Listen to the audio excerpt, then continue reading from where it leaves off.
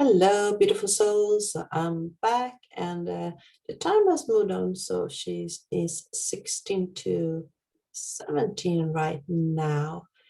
And unfortunately, I haven't heard anything from her highness yet. We are in different time zones. So sometimes things happened, and we will see if she will get in here with a few minutes. Otherwise, we have to do this recording a bit later. So bear with me, and I will let you know in a little bit more if she is coming live or not. So hang in there.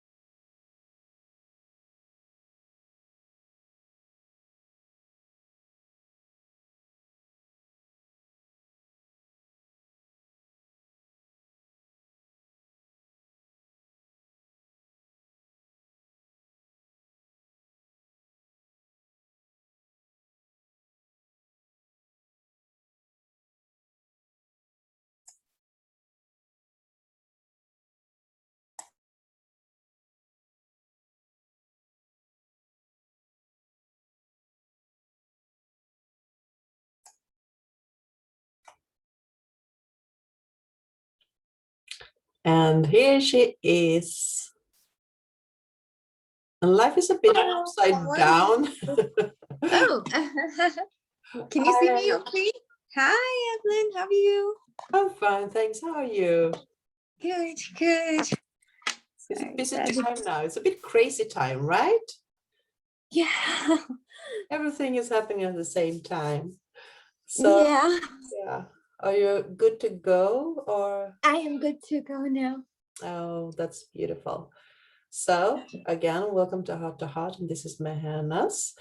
And we would like to have her to tell more about the work that she's doing in this new exciting time that we have entered. And I'm going to just let you begin to talk about who you are and what you do, because you are doing a amount of beautiful things. You're astrology, you're a healer, priestess. So where do you want to start?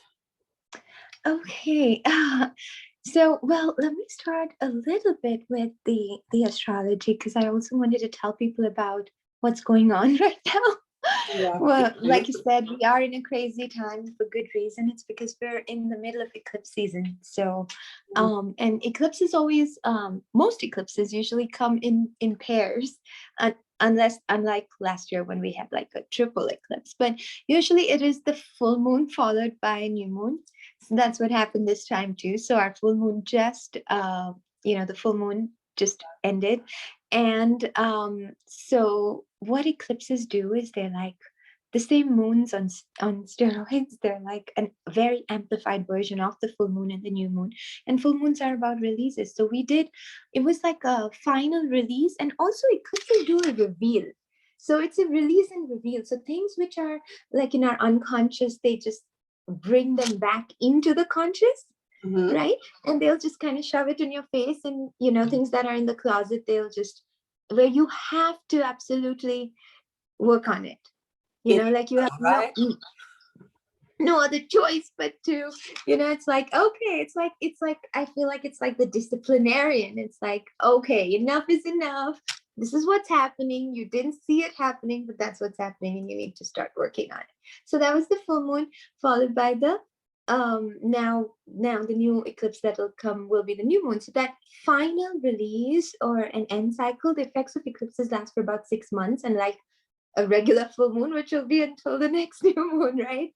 So we did a final release in Rins. There was a lot of reveal, and now we're we're all kind of going through the shift towards the new beginning. And then that's when the eclipse season ends. With the new moon eclipse is when it'll end, and it shakes things up. And then, like I said, then we're kind of picking up the pieces for the rest of the 6 months. Not just picking up the pieces. Sometimes it's good, sometimes it's not. It just depends. But you're basically, that's what's happening. So it's time to start breathing now. Settle down and start to breathe normally again. Yeah. Right? If the worst is over and behind you, then you can start breathing again. And if it's still going on, then it will hopefully end by the new moon eclipse. And the thing is, it's useless to fight an eclipse. So basically, if there is something shaking up or changing, don't try to fight it. Like, go with the flow, because it is coming here to shift things for you. And you may think it's, oh my God, what's going on? But it's always best for you in the long run. So that all those realizations are really good for you in the long run. Yeah, that's good to hear. And I like to go with the flow, because that is just follow the stream where it goes, and it will work out just fine, hopefully. Exactly. Yeah. Just as long as you're following it and, allowing yourself to flow, seeing what it's revealing, because there's usually a reveal. And the last full moon was in, ruled by the sign of expansion, with Jupiter in place. And it was like expanding everything, but in a way where it was showing you things which are, big and expansive. So, yeah. That's marvelous. So what are we looking for in the future here, the nearby future? Everything is settled down, can start to breathe again. But I guess that is just a short amount of time before the next jump into the other eclipse, or something that affects us in the future. Or how do you see it?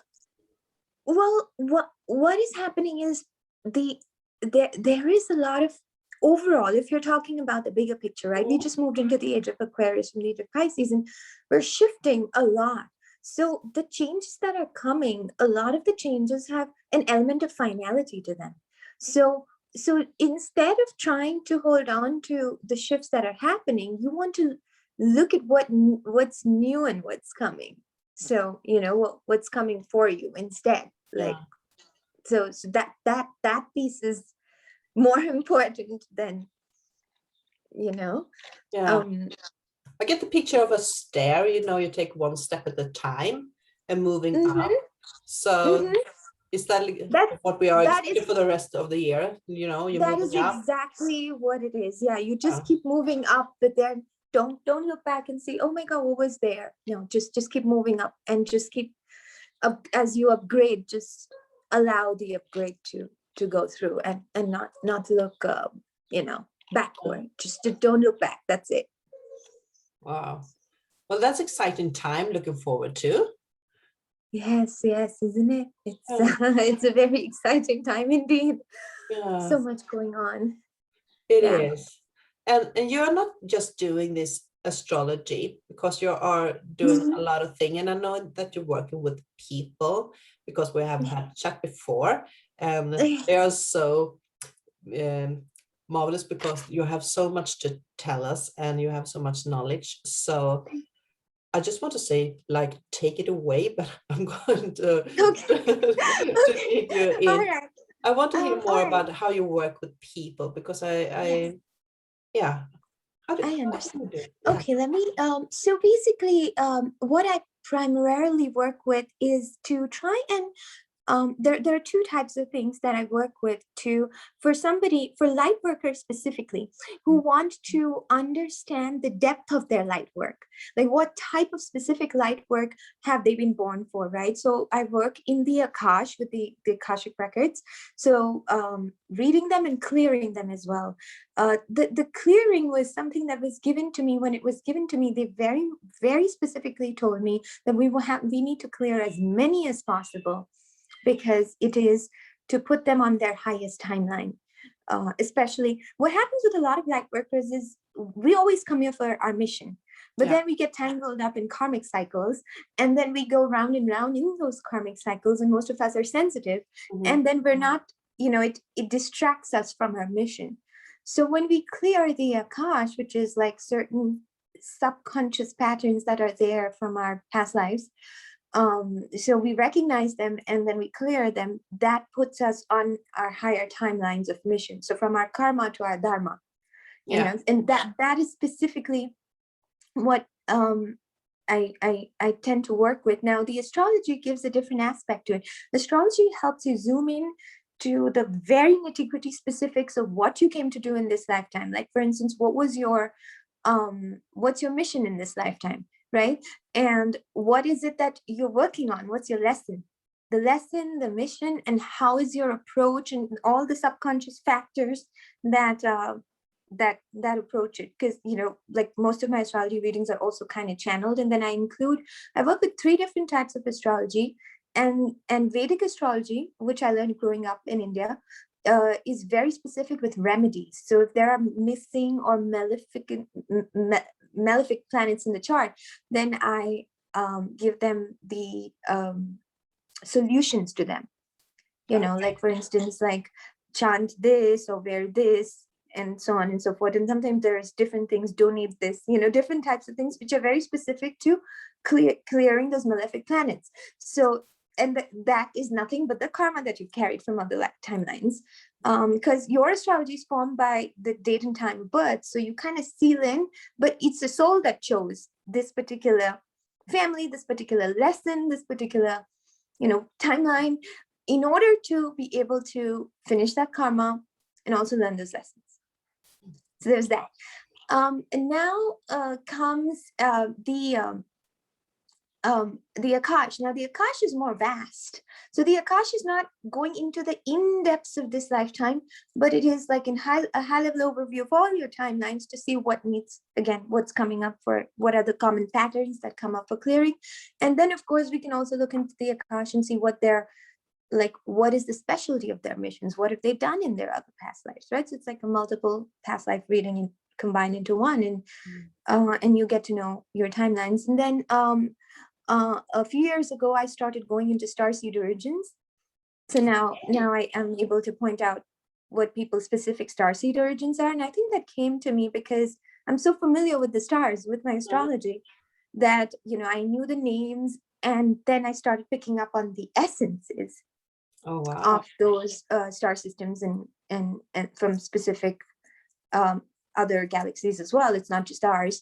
And so then if someone wants to know what type of starseed they are, then I can help figure that out as well.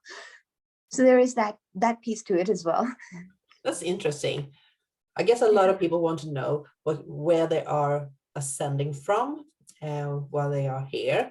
And that is something that I've noticed, that many people, they do kind of know what they want to do. They have this urge to do something, but they are stuck here of what they are supposed to do.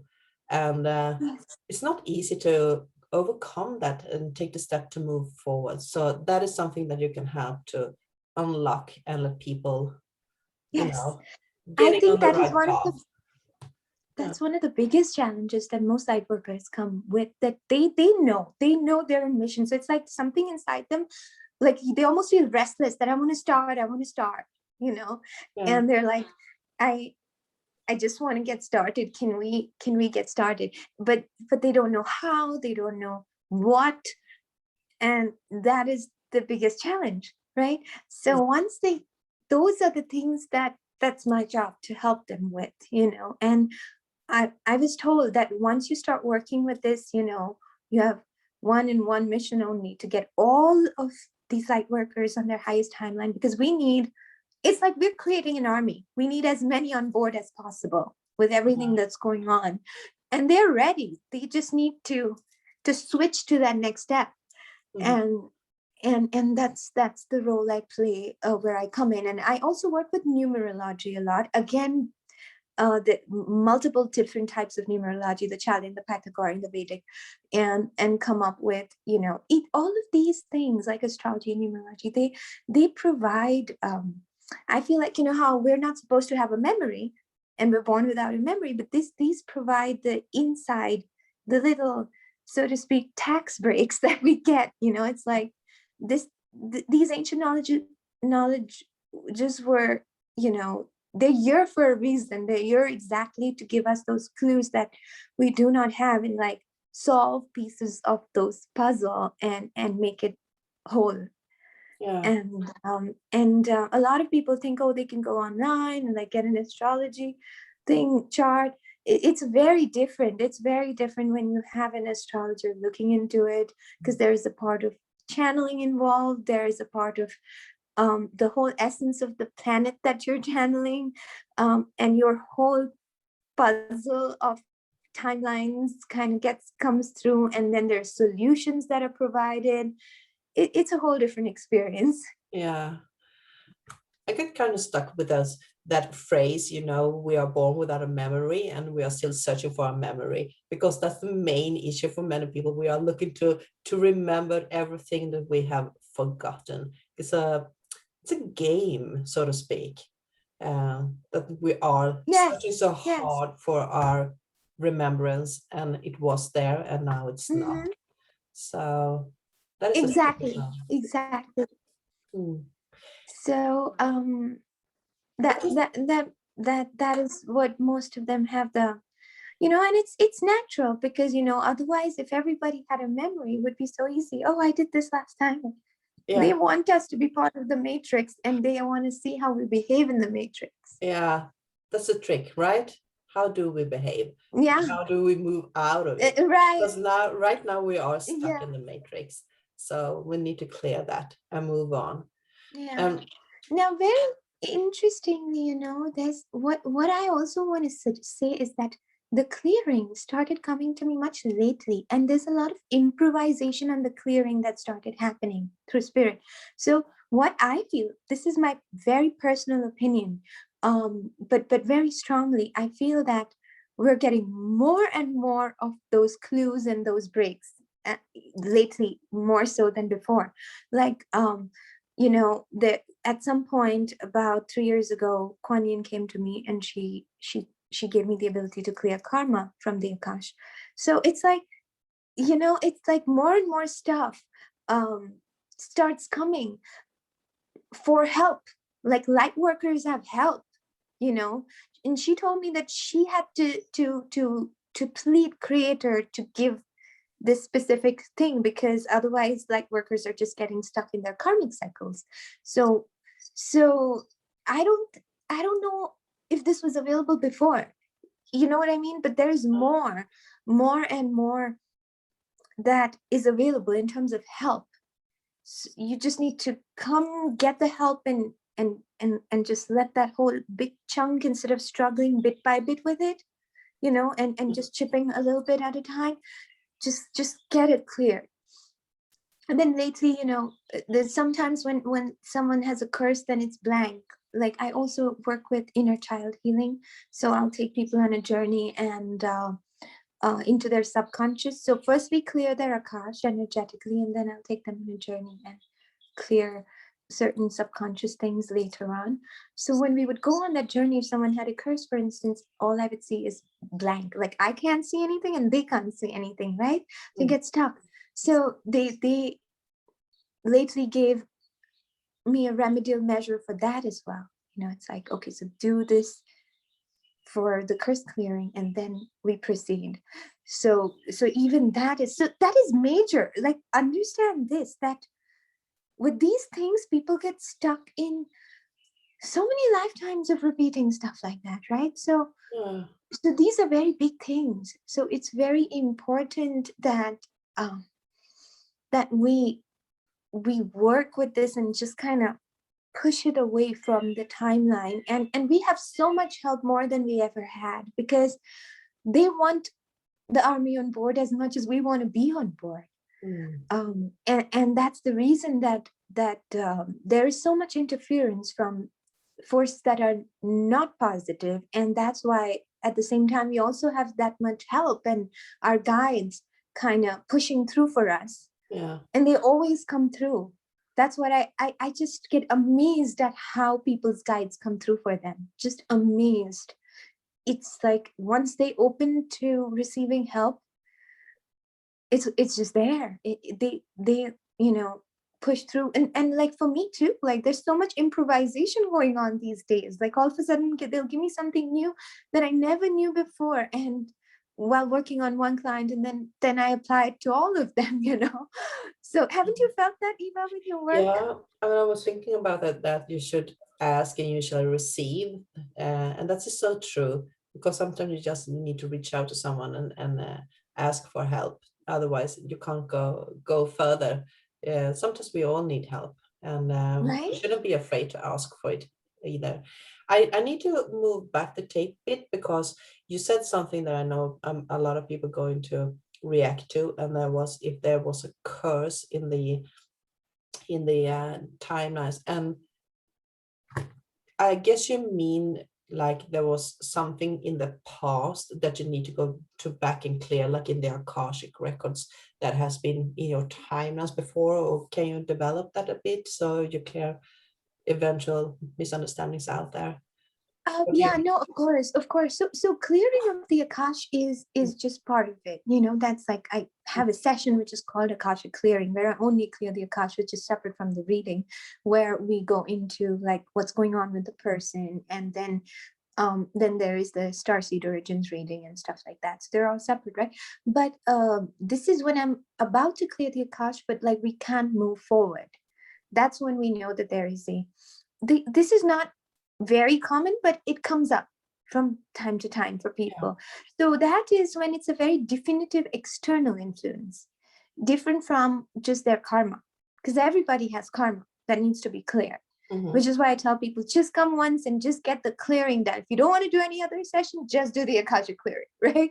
So just get that piece over with, because you just, you know, like need to clear certain things once in your timeline, and then you're done for this lifetime anyway, until you incur more karma, right? Yeah. Which is, but this is very specific. This is like that thing doesn't let us move forward, you No. know, because it is, you know, of course, like there is karma attached to it, because if you did not have karma, then you would not have been cursed, right? Yeah. But somebody very definitively locked something in, Yeah. right? And then no matter what you do, you feel like I'm not moving forward, I'm kind of stuck in that, Yeah. right? So that is the piece that um that needs to be worked on. Yeah. Again, I was thinking too, um, I love the idea that we are clearing our Akashic, and we really need some help to do that. So that is a huge bit of work that you are, and everybody else that are working with that are offering to us, because I don't know how to clear my Akashic by myself. So I need help to do that. But isn't that also important that even if I clear my Akashic, that I follow in my mind? Because if I still in the mindset that it's not, let's say there's something in the past that makes me think that I am not able to do something, and we are clearing that blockage with the Akashic, my mindset still needs to change, because even though I have cleared my Akashic, I still need to work here and now. So it's still work to be doing here, even though I have cleared my Akashic. I need to reprogram my mindset, or am I getting it wrong? No, absolutely. So one is clearing things energetically, which you do through the Akashic clearing. Then there's clearing things through the subconscious, right? So we've cleared stuff from other timelines, but in this timeline, when you were a child, you had a certain thing stuck in your head, right? And you operate out of that subconscious. So the subconscious is the trigger. It's like the main driving, you know, like the RAM, the memory of the computer. And every time that trigger presents itself, you will act a certain way. Like some people have a trigger with like people who are late, for instance. It's like they consider it as an insult, a very personal insult. And for those who don't have that trigger, they're like, okay, you know, she's late by 10 minutes. The others would be like, oh my God, like this is a personal insult for me, right? Yeah. So that is because of their own trigger that they have, that, you know, whatever that incident was that that registered in their mind that when someone's late, they're not honoring me, Yeah. or the fact that people are not honoring me to begin with, and people are always taking advantage of me, or whatever it is that their trigger is. And that comes from somewhere in childhood. Now, what we suffer in childhood is, of course, just a repetition of our lesson from a past life. Because the reason we suffered it in childhood, when it would make such a big impact and we couldn't do anything about it when we were helpless, is because of that. Yeah. So there is that piece as well. So it's all connected, but there is a subconscious part to it, and definitely that needs to be cleared as well. So the energetic component, but there's also a subconscious component, and for sure, that's where all the healings come in. Yeah. Yeah, there's a lot of healing that needs to be doing when you are purging, because I see it as a purging when you are clearing some stuff that happened before, either if you track down your own timeline or if you're doing a Akashic cleansing. So the life is about evolving and purging. It's no escape from that. Oh, that's marvelous. Yeah. Do you know what, Johannes? I'm so curious about your priestess background. Would you please tell us more about that? Yes, of course. Thank you for asking about that. So this is a very interesting story. So I come from a bloodline of Zoroastrian priests. It's a very ancient bloodline. So Zoroaster was in the Abrahamic bloodline, but way before Moses, like just a very ancient religion. And then we were kind of attacked and persecuted, very similar to how the Jews were, and then the some of us kind of set sail and landed in the shores of India. So in the end, what happened is, like, for generations we settled in India. So my father, from both my father and my mother's side, they were priests. So both your mother and father, priest and priestess, both? No, so in the Zoroastrian bloodline, women are not allowed to be priestess, but my mother's father and their father, So if you have a son within 3 generations, the priestly bloodline continues, otherwise it doesn't, right? So I went through my own struggle of that because I do not have an offspring, not yet anyway, and I was kind of ending the bloodline. Plus, I needed to find another Zoroastrian to marry, and because of the persecution, we're rare and few between, right? So I kind of gave up on that idea, and I was like, no, I want to open up my options. I don't want to. But the guilt is something I carry. Very interestingly, I was randomly sent to, I went with my friend who kept insisting that I must go to a certain initiation of Melchizedek. And when I went there, they were picking people for reverendship, right? And I always wanted to just be the priestess and do my work, which wasn't allowed in the old school Zoroastrian bloodline. And I was like, I know I can do this. I know I can carry the legacy way more than others have. Since childhood, I have been an empath, and I have these gifts, and I'll do it in my own way if it is not in the traditional way. But a lot of the stuff I carry from my ancestral bloodline, I use, like, I have that in me too, because it's very powerful, ancient, well, for the lack of a better word, magic. White magic or alchemy, and so I do use the methods, the chants and everything else. And I love my ancestors. I had to make peace with them. I was like, it's okay if you don't allow me because I'm a woman. I'm going to do it anyway. And that was something I had to go through my entire own ancestral clearing. It was a very deep clearing. I felt like I was rushing as fast as a race car, and then I would go and hit a block. But you cannot do this, child. You're not a man. Yeah. And I had my qualms with that, and I had to go through a lot of ancestral internal work to make peace with that. And then they were then it switched. It's like, we're so proud of you, you're switching this. It switched, and I saw them, each of them allow me, and it was a big deal. It was like a bargain I had to strike with them, that this is the new way, and they had to get used to the fact that this is the new way. It took a lot of courage from you to actually go through it and to clear that ancestor line within, and to get there. That is a I huge know what I part want to do. Yeah. It was a huge part of it, because at first I was like, oh, I'm defying everything that makes sense from one of the most ancient bloodlines that is almost extinct, and I'm the one making it extinct. So there was a lot of guilt there, I guess.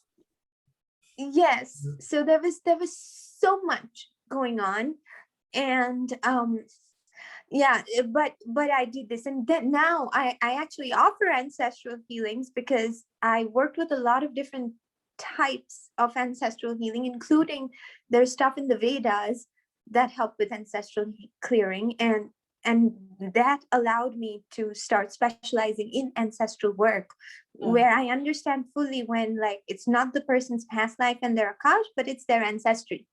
And I'm like, okay, we need to do ancestral work before we can move forward at all, because this isn't related to you, there is another component to it, and I'll recognize and then work with that. And then I started offering ancestral clearings. But long story short, without going into a lot of roundabout way, I was like kneeling down, and they were giving me the reverendship, because they picked me for it in the order of Melchizedek. He must have channeled this, because even he did not remember most of it after, but he was like, it is okay, it is the same bloodline, and you're allowed to be a priestess. And I was just like looking at him, like, how does he know? And then I asked him later, and he was like, oh, did I say that? So, it was like, I was like kneeling down. He was giving me reverendship, and he was like, you can do this officially now. This is what makes it official for you. But that happened after I made peace with my ancestry. They almost allowed it. Yeah. So, and that's why I have this connection with Lord Melchizedek. And what I'm told is all of us Melchizedeks are DNA activators. That is the job we do every time we come, because Melchizedek was a Jewish rabbi, but now he's an ascended master. So it's the ascended master Melchizedek that I specifically work with, and that's the referendship that I received. And it was beautiful. It was like, at first I was thinking, oh my God, am I like ditching my religion of birth? But no, it's the same. Yeah. It's the same bloodline. It's the same message. It's the same everything. We all come from, Sanat Kumara's bloodline, where the Venusians, we're all part of the same thing. And that was my story, and that was the hardest one to get over. But that is my background as a priestess, whereas I'm now finally officially a priestess. But what I also realized as I became a priestess is there's so much other work as a priestess, right? A lot of women, for timelines, eons of timelines, have been suppressed, and there are specific exercises that allow the woman's womanhood to shine. So for most people who have issues of the sacral, they have cysts in their uterus, they have stuff like that, anything to do with the uterus, right? It's because of the suppression, and my bloodline had that, and it's almost like not honoring the fact that you can also do the work, or you're also just an equal. And there are so many different types of techniques that, because I was doing my own research, and I've gathered the techniques in every religion, in every part of the world, where even when they could not communicate with each other, there were techniques of mastering the sacredness of your femininity, and they're as important physical techniques, actual physical, yoni breathing exercises, and many other different techniques, which kind of, where you own your femininity, and you're no longer ashamed of it. And a lot of people do that on a very subconscious level. It's not that they're consciously ashamed of being a woman. In fact, you might find that if you feel like there's a bit of feminism in you, where you're like a little bit of a, you're aggressive with that piece, that means that there is a wound around it, and which means that you need to clear that wound, because we're not here to fight the feminine. We're not here to fight with our feminine. We're not here to fight with the masculine. We're here to make peace with it. Yeah. Long story short. To get the balance. Yeah, to get the balance. But for those who haven't awakened their feminine side at all, you first awaken it, and then you balance it out. So, I'm but so you impressed with what you just have said, because it took a lot of power from you, inner power, and you are a definition of standing in your own true power to clear your out as a line, and go back in your history and to get the verification within yourself. And that is the one that counts, and hold that light. Girl power. I like that. Thank you, my friend. I appreciate it. It was a lot of work, but it's done. And that's why I want to, now that I have kind of figured out the recipe, I want to help as many others as I can with that, with that piece as well.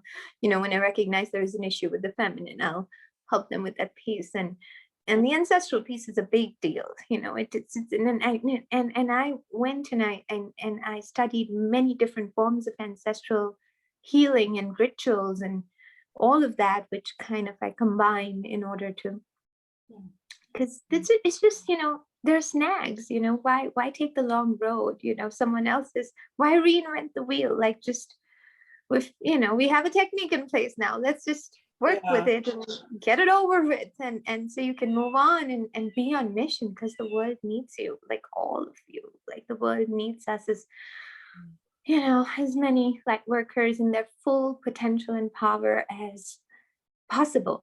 And the time is now. Now is the time. Yes. Make a decision. Oh my God, it's overtime. Yeah, it's like, overtime. Yeah. If you haven't made up your mind, please do it so now. Yeah. So you mentioned Melchizedek, and I know that you are a channeler. So when you are channeling, you are mainly channeling Melchizedek, or do you have a lot of aspects, or does it even, bother you to have names on it, or are you just letting the power come? Or I just let the power come, unless it's very specific. So usually when I'm channeling, it's very, very specific to a person and what they need. And it's very specific, like you did this in your past life. You were from this star system. You had this issue. This is how the timeline played out. It's what they need to know. I try to keep it as specific and short, so they can make the most of their session, because there's a lot of times, there's just a lot of roundabout, that we don't have time for roundabouts. We get to the root cause, we just go directly, see it for what it is, clear it, and just move on, and the next it's like the next person come, like let's clear as many as possible, because if someone really wants to know, very specifically, about the guides and all of that, that's a different story. Then we just go into a session with that, and they all, this is what I feel and see, that they all, it's like when I start the session and you gather and you say your prayers, all of them are there, they're all coming in, and each of them are like saying different things, and it's like, this is more important, and then we're just screening, like, okay, this is what needs to be said first, then this, then this, then this, and they're all helping, Now, when it comes to Melchizedek, here's what I personally feel, right? So he is works at a very high level. He works with, whenever I'm doing earth level work or galactic level work, it's like he works in partnership with Metatron. And that's why a lot of you ladies who are big with Metatron, I always develop these friendships with, because I feel like it's like a partnership. And he has, and it's always like he himself does not come through as often. It's like it depends on what is needed. Like if clearing is needed, then the violet flame keepers come through, like Saint Germain, Kuan Yin will come through, right? And then when activation is needed, then at that point he well, he's already given me the recipe for the DNA activation. So he comes through when he needs to come through. But he is, he's like, I feel like he's a busy guy and he has a lot of work to do. So you don't want to It's not disturb him or what? no, it's just he comes through when he comes through. That's it. It's as per his choice, but it's not very often, and it's not in every session. It's people who have a strong connection with Melchizedek that he comes through. The angelics, I feel like, are a little more accessible, like for instance, like Michael and Metatron are the most accessible of them all, is what I feel. And then, like it's just a matter of when his specialty is needed, he'll come through. Yeah. And but I guess you are on a frequency that you're have a special frequency that you are tapping into. So yes. Yeah, well, I can totally agree that Michael and Metatron is a broader frequency for a lot of people to tap into. So to get it's you exactly define it. It's a broader frequency. It's not a matter of levels, they're all equally benevolent, but it is a matter of, I mean, yes, of course there are layers, like are you channeling up to the ascended master realm or beyond it, or are you channeling the planets or beyond it, and so on and so forth, right? But so there are different dimensions and realms that we tap into, but it's more about the frequency that's needed or the specification of the work that's needed, right? So that's what it is. So that is basically it. It's just a matter of speciality or specialization of the work more than anything else. Yeah, and when I listen to you now when you're talking, I can see that everything that you have been mentioned is connected to each other, because there's a red thread going between everything that you have mentioned. So the one thing is leading up to the next, and you can't do, of course you can, but your work is almost based on like that's the style that we were talking about earlier. When you start with something, you're weaving into the next phase and so on to get the whole completion and to get a complete session for that person or help in every step. That's amazing. Yeah, well, it is. It kind of builds up. It did build up like that. It's not how I started, but it ended up being like that. Yeah. I feel like they always have a way of guiding us, and we just kind of keep following. And for most people, that's the process, the Akashic reading, then the clearing, and then we go back to more of the Akashic readings, like their mission, purpose, timeline, and their starseed origins. But the first reading is usually like how to clear them, what patterns do they have and how to clear them, right? Yeah. And then we go on to if there is ancestral stuff that comes up that's very potent. I mean, everyone has ancestral stuff, but some people have it so potent that it won't let them move further. Yeah. Like I had it. So then we clear that. If they have like other things going on, then we clear that. And if there is some stuff in their subconscious, in their inner child, that stops them from working on things, then we clear that, and so on and so forth. Yeah. Yeah. And the best of all, you're here and you're available, and you can be found on both Facebook, and you have a YouTube channel. Do you have a website too? Yes, I will put it down in the chat. It's firebearerwellness.com. I call it Firebearer because Zoroastrians are fire keepers. We literally have fire temples, and only the priests are allowed to kind of go in the sanctum, inner sanctum, and keep the fire alive. And fire is nothing but light. Yeah. So it's the light, like the sun is fire, and fire is the element of alchemy and transmutation. We use the violet flame to shift from one energy level or field to another. So people doesn't think of the flame as fire. That's a kind of amusing. Actually, we are talking about fire, and then people are talking about flames, and they don't recognize that there are the same things via a plane, and that is the light approach different frequency there by the colors. So yeah. Yes, it's so true. I mean, of course, the violet flame is very different from the regular fire in terms of it's just this high seventh dimensional tool, but it's the same element. So it's when I found that I just naturally not only had access to the violet flame, but I kind of activate the violet flame in other people. That's why I work a lot with the keepers of the violet flame, and that's why we do the transmutation and clearing before so that they can switch. So that is something I just had such a natural and easy access to. And then I in the beginning I did not understand why, and then when I put two and two together, I'm like, of course, we've been fire keepers for ages. That's just what we do, as Zoroastrians. So that makes sense that we worship fire in fire temples. So so it's like it makes sense that that is the element that I would associate with the most. And then, according to my Vedic astrology, my nakshatra is in a fire element. So a lot of things, like all these cues always, all these cues have a piece to the puzzle, right? It sure does. And that's what I love. I love solving puzzles. Yeah. So for people which then we can finally understand their essence of where they come from.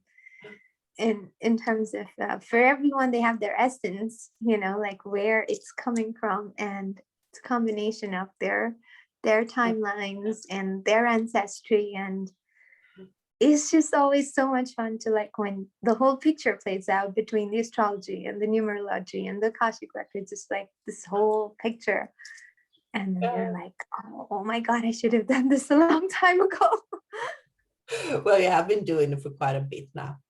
You have been expressing this kind of work for how long have you been in this work? For about a decade now, almost. Yeah. And it's but I would say in the last 4 years or so, there are so many additional tools that were given. I feel like our guides really want us to have more stuff than we had before. And I think that's overall just because of the energy that Gaia can hold now. That they can give us more. Heaven has opened up for us. Right, exactly. The way people are looking at it is the world is kind of disaster is coming, but actually it's not that. It's heaven is opening up for us, right? It's not. So we're raising from the ashes up to the other realms now. Sort of. Oh, what is there something that you feel like you want to mention before we're closing off here? The only thing I'd like to mention is, there's only one thing that you need to have in your heart, that determination or that feeling since childhood that I'm meant to do something more than what I'm doing. And that's all you need. And don't worry about the how, what, where, why. We can help you figure that out. But if you have that inkling, don't give up on that. It's like, I have it, but because I don't know what to do with it, and it just makes me feel restless. So I'm just gonna, just go about my business.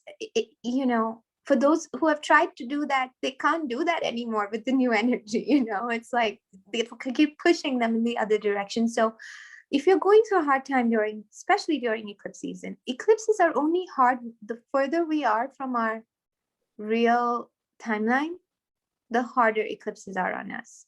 Okay. So it's only hard because there's something it's trying to remove from your life, which should not have been there to begin with.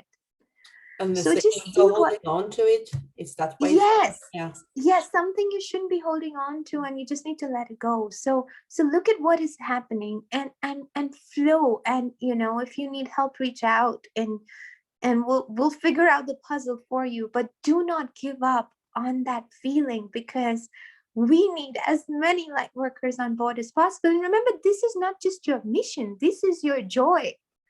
It's not like we're asking you to come work for someone, it's not that.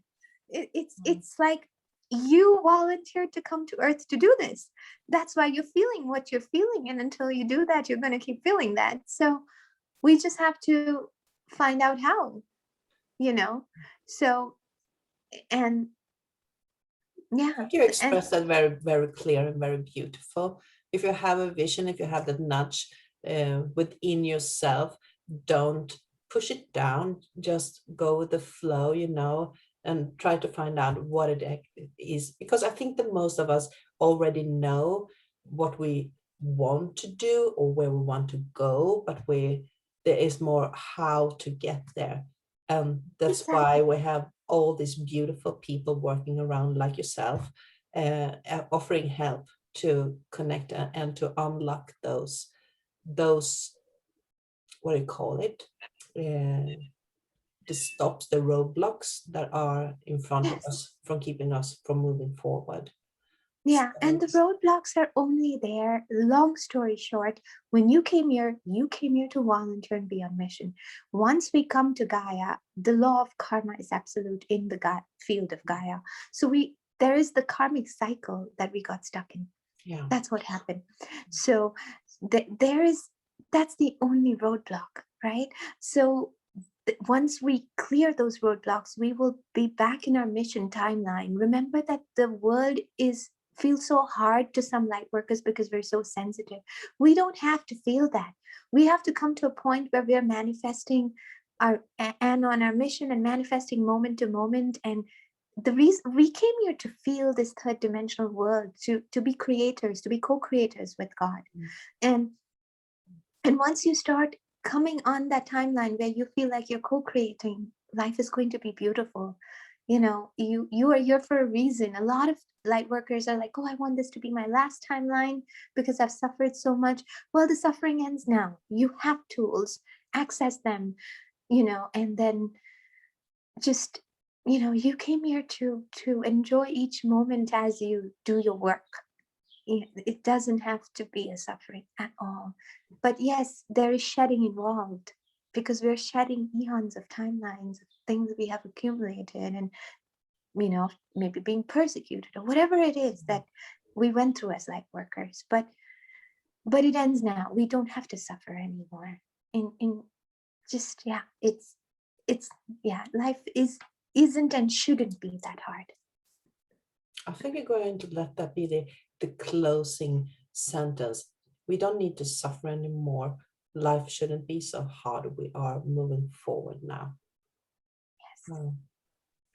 It's the age of Aquarius, guys. Yeah. The era has shifted. The whole 2000-year era has shifted. So yeah, everything is possible. Finally, just want to leave them with hope. So thank you so much, Mehanas, for doing this. And as usually, you are so energetic and full of inspiration. So it's a pleasure to just listen to you. And for everybody who wants to reach out to Mehanas, please do so. She typed her YouTube channel in the chat box, and I think we have already put up your Facebook page on the add to this gathering that we're having right now. So otherwise we will put that in the comments too, so you can reach out to her. So bless your heart, and thank you so much for being here. Thank you so much, Eva, for having me. I so appreciate that. Everyone have a beautiful day. Yeah, and you too. Thank you. Thank you so much. Bye. Bye.